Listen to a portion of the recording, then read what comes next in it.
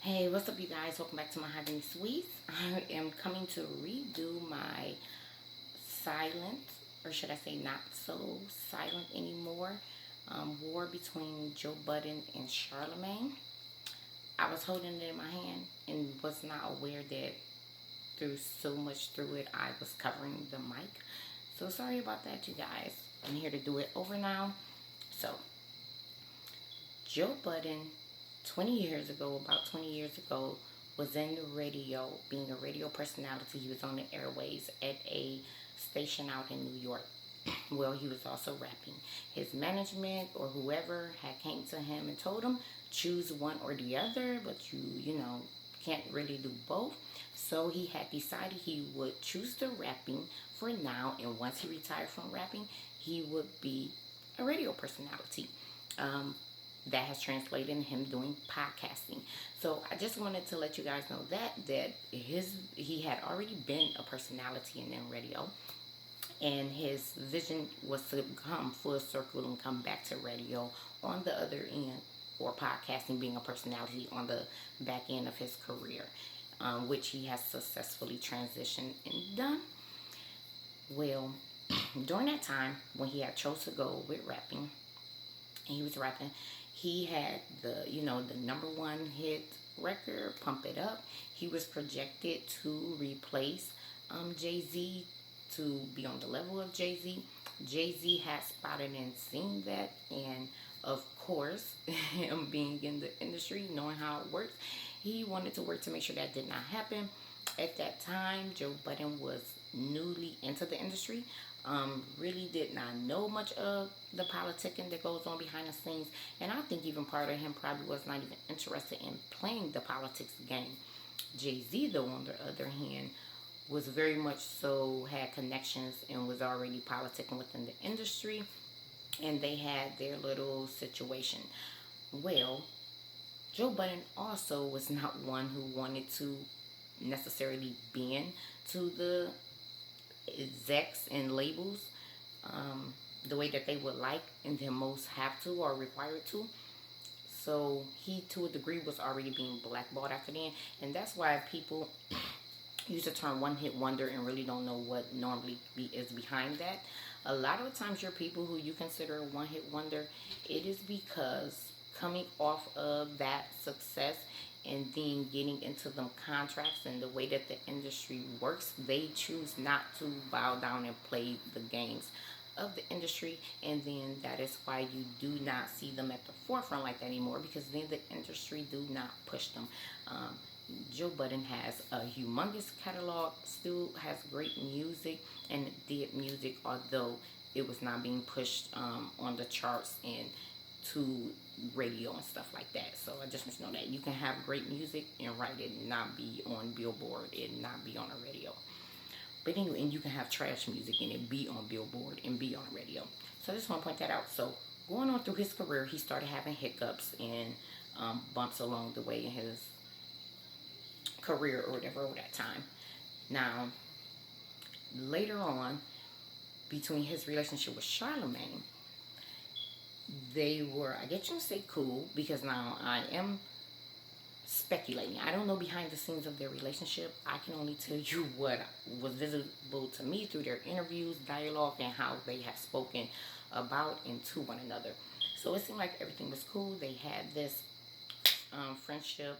I don't know if it was industry friendship or actual real friendship, but they were cool. They had dialogue.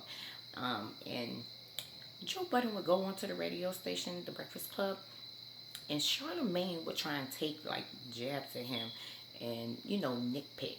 And it's like, okay, this dude is here to market a product, the item, and you are trying to spew or bring up things that would be distracting from that, or damaging to the point of why he's even here. All right, but Joe Budden actually used to handle it quite well, in my opinion. For him to be the hothead everyone think he is, he would literally pretty much let it roll off his back, his shoulder, whatever, and he would still go on to still interact with Charlamagne and things like that. Charlamagne, though, if you look at where Charlamagne comes from, he was very insecure. I believe he's still very insecure, and his claim to fame and how he paved his way on a radio station and his personality type was to be a hard hitter, but also to be an antagonizer. And I think part of him, though, took on that role so well because he was somewhat bitter, had nothing to lose, was insecure, jealous hearted. So that's what he would do. He would literally, with certain artists anyway, and Joe Budden was one where he would literally try to attack him, take digs at him, and basically shame him on the radio with things that he would say concerning the struggles that Joe Budden was dealing with in the industry and in his personal life at that time. So anyway, let's come up to about 5 years ago, doing podcast wars basically. They had a podcast war. Joe Budden went into the podcasting. Charlamagne had the podcast or whatever, and they had a podcast war. Now, this is what you gotta understand. When they talk about manufacture, like beef between artists and stuff like that, it's normally be on a mutual understanding of it. This is what we're doing because it attracts attention to both artists or both podcasts or both TV shows. As you know, 50 Cent loves using this age-old tool. It attracts attention to both of them, publicity for both of them, and it raises both of their careers. So when they had the podcast war, though, it would normally work in a situation where they both, let's say, are right here, and they would come up to right here. What happened, though, is I'll name this podcast later. He might already change it to the Joe Budden podcast at that time. I don't even remember. And then with the Brilliant Idiots, it happened to where Joe Budden went up here and Charlamagne's podcast was basically right here. Like Joe Budden's podcast like literally has soared. And I think that that was the beginning of Charlamagne looking at it like, this dude is a real competition.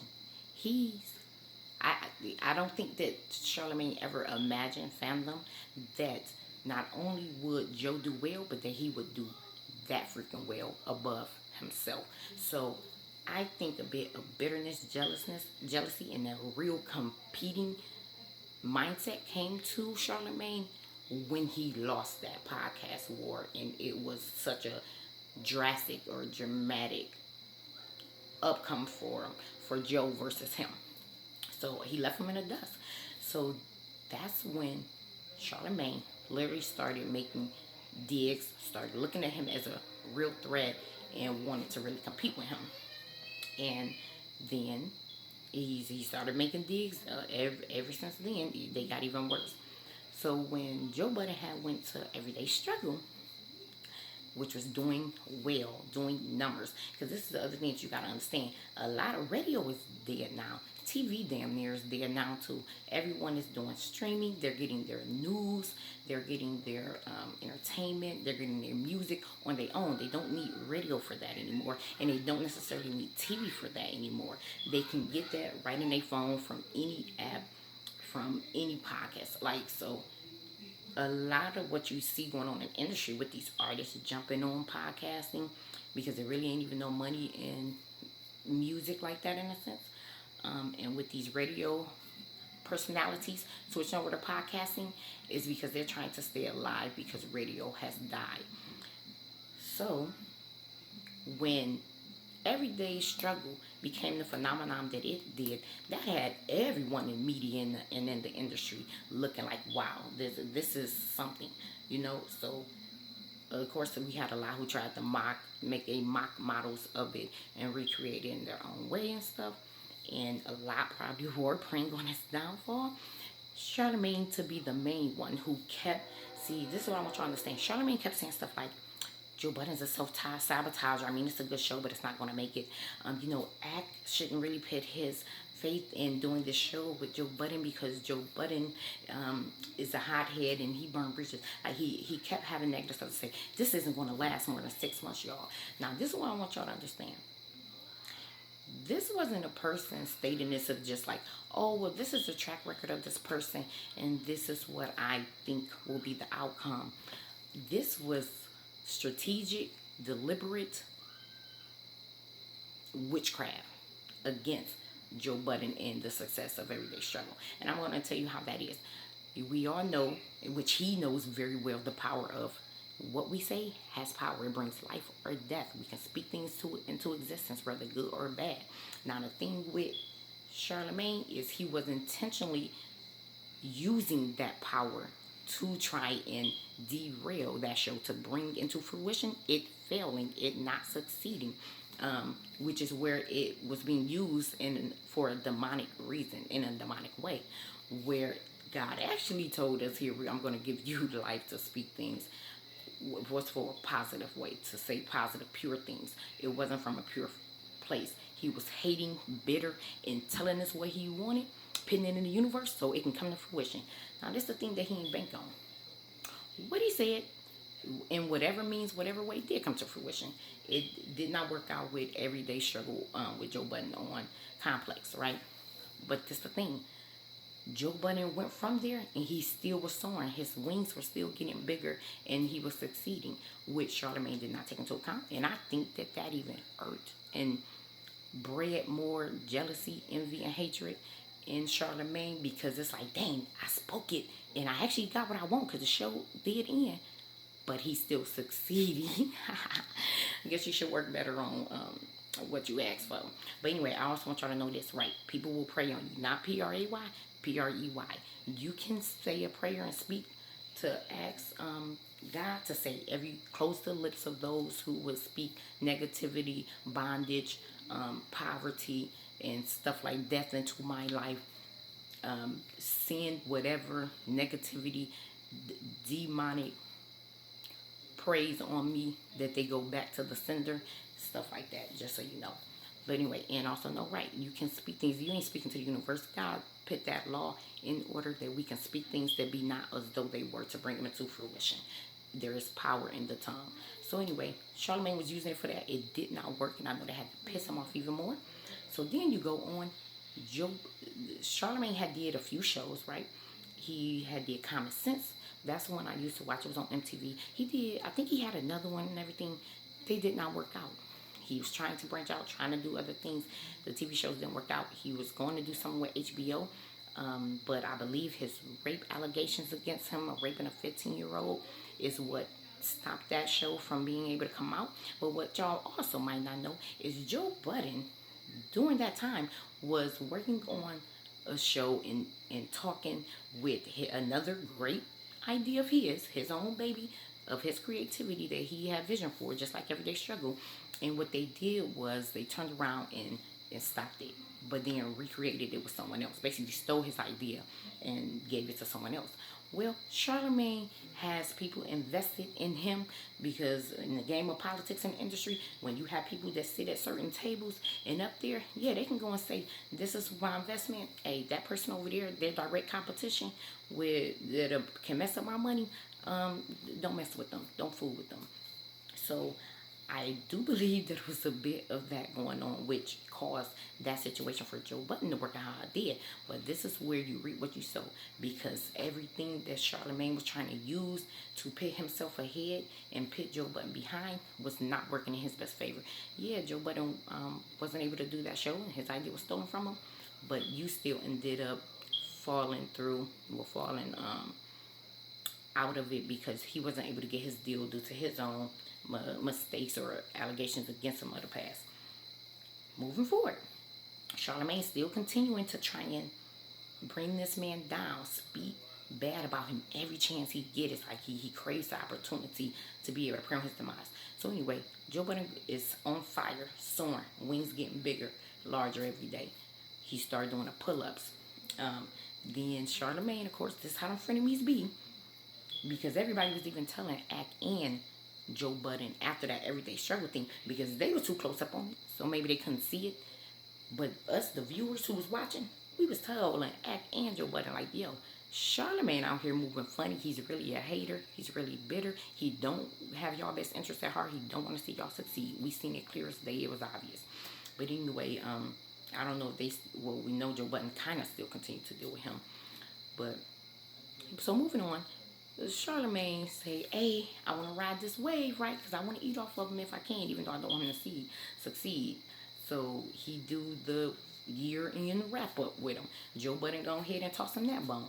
Cool.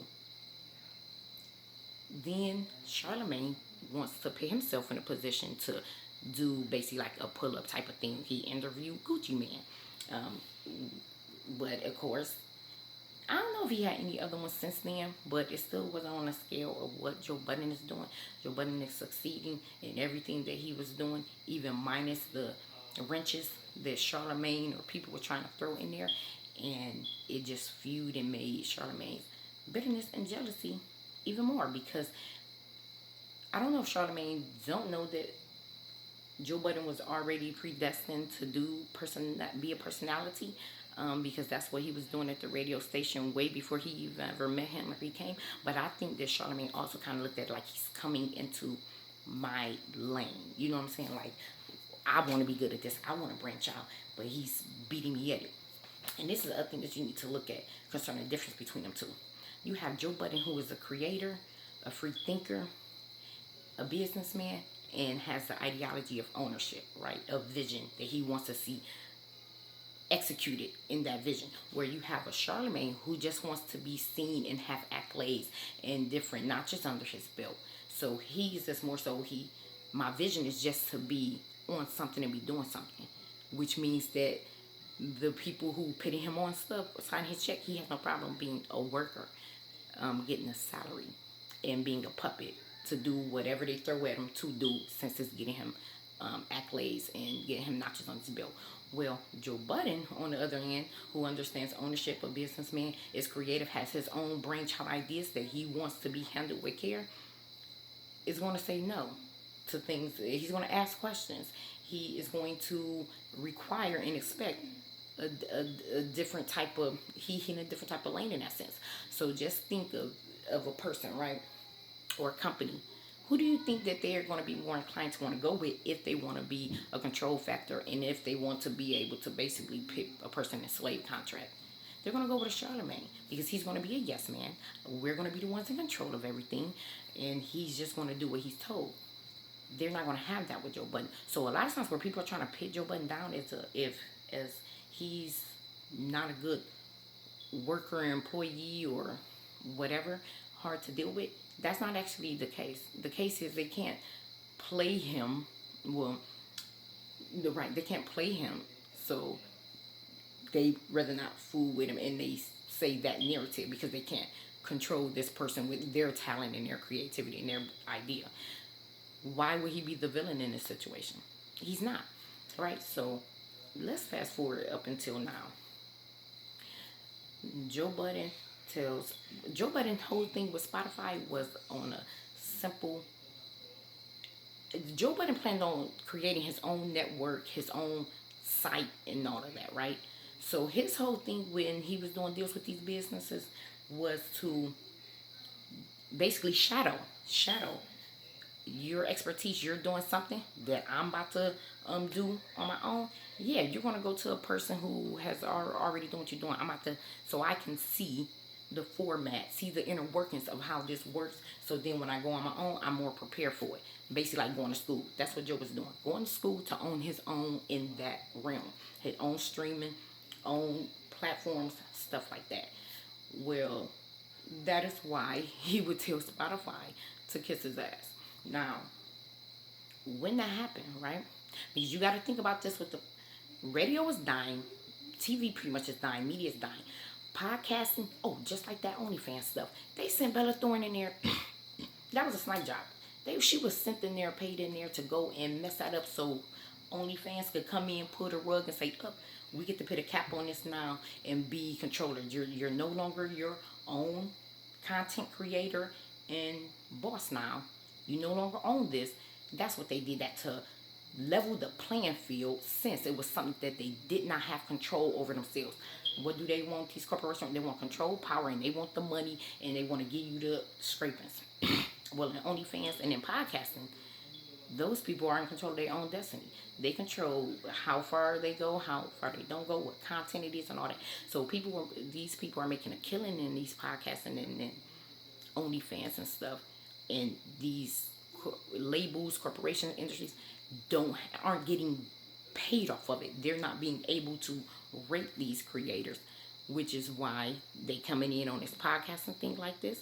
Because Joe Budden, why they want to get in on that, because they ain't making money off music anymore. Everything is streaming and stuff, and now there's avenues for people to not need labels and to sign deals, to sign over their ownership and all that, to have a successful career in whatever lane they choose as an independent owner, content creator. So they like, oh shit, we got to get in on this now. If all of these creators and stuff to move over here and they making bread, it's money in this, we ain't getting none. So that's why they came in on OnlyFans. They sent that bitch in OnlyFans to pull the rug up under there, pay her so they can make y'all slaves again in this area, since they came in, well, music was done with. And then the same in podcasting. And then it was pissed at Joe, because Joe just went and told all them podcasters, whether artists or rather just regular everyday people like you and me, hey, don't do this. You have the power in this. You don't have to sign a deal to them. You don't have to sign over anything so them will be controlled by them and all this type of stuff. So of course they was pissed. Like, we're trying to come in and get on this because y'all was getting away from us. They wanted to round back up the people who they make their bread and butter off of by stealing from. And Joe Budden had basically just went and told them like, hey, think again. No, that ain't the right move to make. So of course they was pissed. And Charlamagne, his little silly ass, okay, you hating so much on Joe because you can't reach the heights that Joe is reaching, and you're jealous and bitter about it, because that's why Joe came and told him like, dude, I'm not competing with you. So that let me know then, like, oh, okay, Joe did pick up and see that Charlamagne called himself competing with him. But if you pay attention to Joe Budden's behavior, Joe Budden was never competing with Charlamagne. He seen his little trying to compete with him and keep up with him, and he let him do his thing. Go, hey, I ain't worried about you. I'm doing my own thing. And he had to let him know, I'm not competing with you, dude. Like, get off me. Why are you riding my nuts so tough? Because the minute that came out, those with a mic, those with a pen, we talking about journalists, media personalities who have a voice influence, Charlamagne came on the airways and wanted to spin the narrative to make it seem that Spotify and Joe Budden's situation seemed a way that it was not. To spin a narrative so you, me and you, look at it a certain way, right? What did Malcolm X say? The media, you got to be careful with, it's dangerous, because that's how you believe in that the villain is the victim and the victim is the villain. So anyway, Charlamagne want to spin that narrative because, oh, he's so happy and he think this is final shot. And then Joe Budden came and sunned his ass, put him in his place, and then that really pissed Charlamagne off and had him in his feelings. So then what do Charlamagne do? Charlamagne and Spotify and these corporations mad because Joe Budden done ripped them a new one and still trying to keep them out of trying to be masters over in these different areas where there's freedom for the average person in their career. So they go and pay his exes and bringing out this and that to make this smear campaign, which is crazy because Charlamagne has his own things. Like, Charlamagne wanted to talk crap about the dog thing, but Charlamagne had stated himself on the radio that he used to put peanut butter on his balls and let the dog come and lick it off. Like, Charlamagne has his own allegations of abuse. You want to shit on Joe Budden for, oh, it's about to go there, Joe. He want to mess with Joe Budden for supposedly assaulting women, but he has a sexual rape allegation against him and stuff like that. So he wanted to start slinging mud on Joe Budden to try and bury Joe Budden. But the thing is, Joe Budden owns his own, so he's going to succeed and be fine regardless. Where Charlamagne is still struggling with his outside ventures to try and keep them afloat, because none of them have, whether they were good or not. And Joe Budden never even was dissing him. Oh, and then I thought it had went off. And Joe Budden never even was dissing him. He was giving him props and giving him gems. But Charlamagne can't execute it because he don't have the ideology of ownership. So his whole thing is, even if I can't have it, I still rather everything crash and burn so you don't have it either. And that's what's going on between them two. Bitterness, jealousy, hatred.